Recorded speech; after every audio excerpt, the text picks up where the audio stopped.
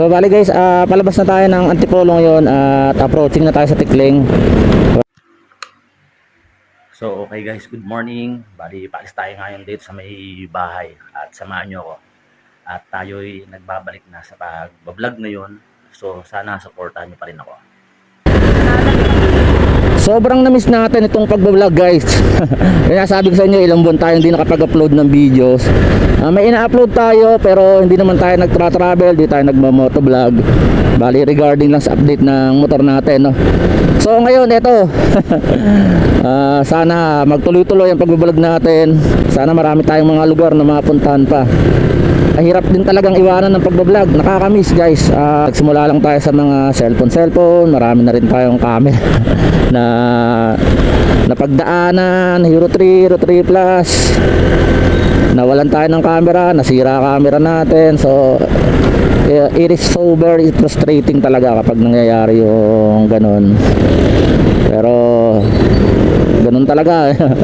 May mga pangyayari talaga na hindi natin maiwasan guys.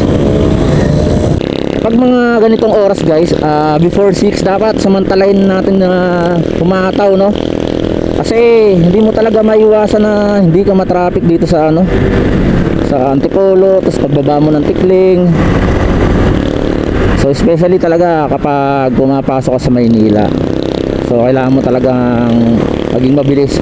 Hindi na siya tulad dati guys na 1 hour to 1.5 hour yung biyahe kapag umalis ka ng medyo late.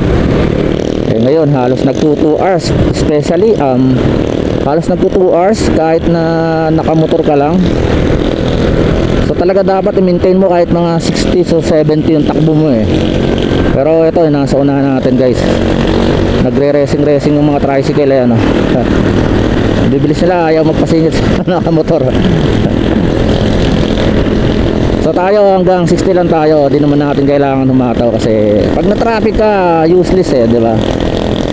Pero hanggat maaari, kapag maluwag ang kalsada, medyo bilis-bilisan natin kasi yun nga, ang inaabol natin yung oras.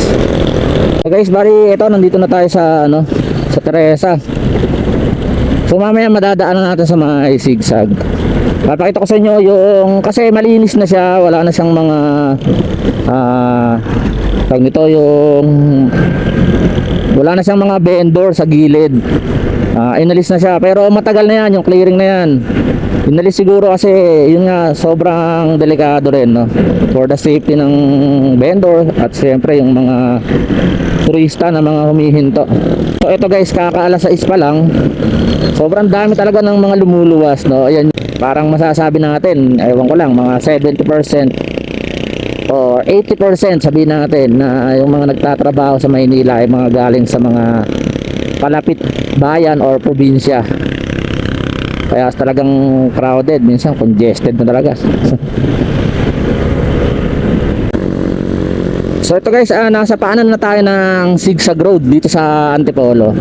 Sakop pa kasi ito ng Antipolo. Ito yung pinakahuling part ng Manila East Road ata ito, na sakop ng Antipolo. Sunrise. So isa ito sa mga accident prone area dito. Nakaraan lang mga yung last week may disgrasya na nangyari rito sa lugar na to. Sobrang delikado niyan, especially kapag may mga kasama kang mga, pag may kasabay ka ng mga truck na nagdra-drive din. Grabe ito yung lugar na to guys. Nung nadaan na hindi natin nabibidyoan yung mga ganyang insidente. Masyado kasing pilipit or siko itong zigzag rito guys.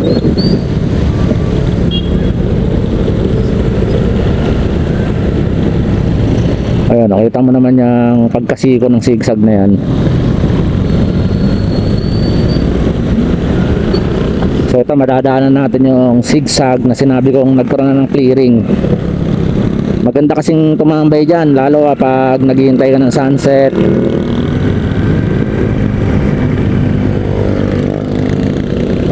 Oy, overtaking. Ayun, mga nakakatakot na overtake, yung lumalabas sa yellow lane.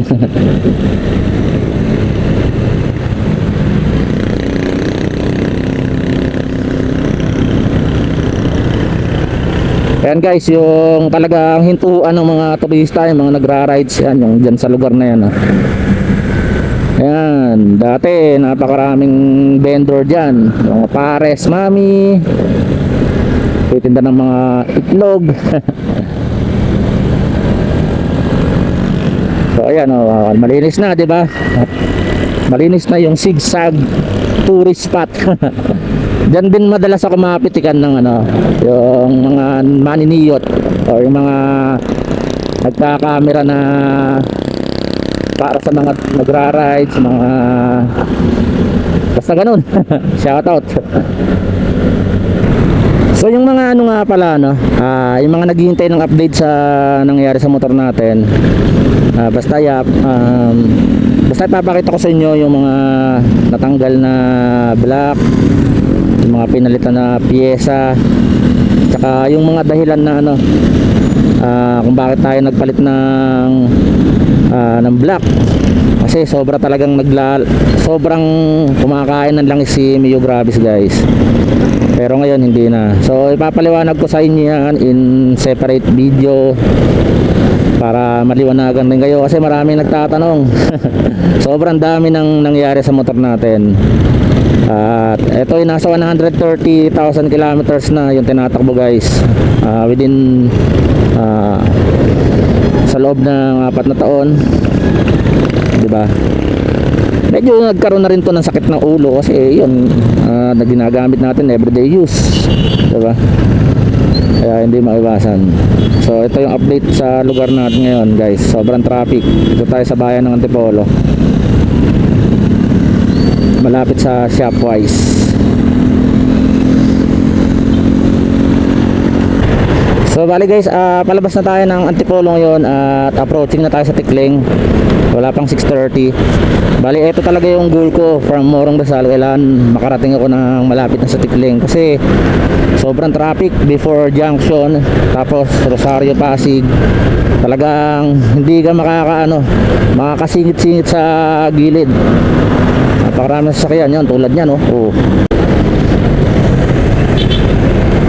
So ito guys, nandito na tayo sa Ortigas Avenue.